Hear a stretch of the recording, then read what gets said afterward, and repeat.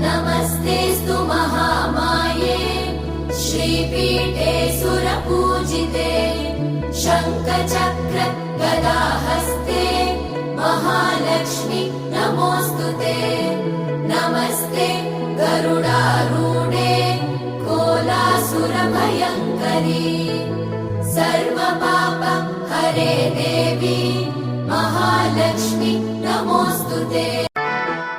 नमस्तेऽस्तु महामाये श्रीपीठे सुरपूजिते शङ्खचक्र गदाहस्ते महालक्ष्मी नमोऽस्तुते।